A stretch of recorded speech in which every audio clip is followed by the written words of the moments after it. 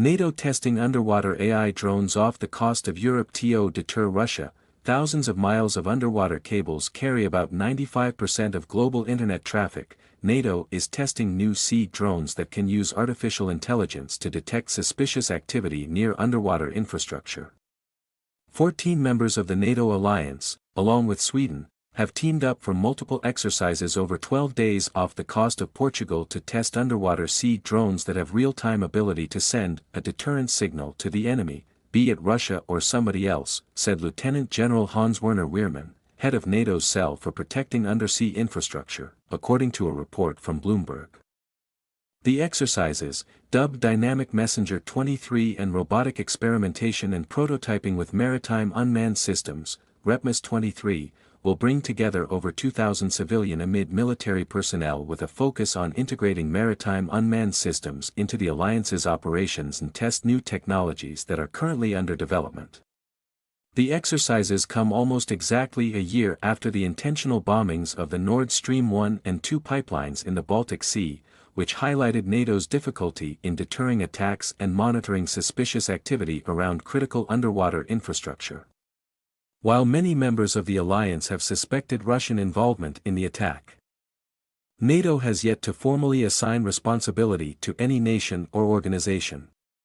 Russia has denied responsibility for the blasts, but reports in recent months of the country's spy ships operating near NATO infrastructure have raised concerns that Moscow could look to target NATO countries for assisting Ukraine in its defense against the ongoing Russian invasion, according to the report. One area of NATO concern is underwater cables that carry roughly $10 trillion worth of financial transactions daily and about 95% of global internet traffic. Meanwhile, about two-thirds of the world's oil and gas is either extracted or transported by sea, oftentimes via pipelines that are thousands of miles long deep below the surface of the sea, making such infrastructure hard to monitor for threats. In one exercise aimed at stopping such an attack, NATO vessels responded to the use of a state-sponsored commercial vessel attempting to disrupt underwater network cables, a plot that would typically be difficult to detect. Fiber optic sensors on the cables were able to detect that the fictitious enemy ship was attempting to delay an underwater drone, relaying the information to NATO's command and control chain.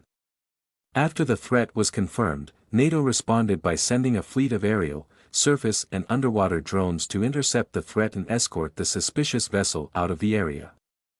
The training comes after a move earlier this year to create a new maritime command center focused on defending underwater infrastructure in the United Kingdom.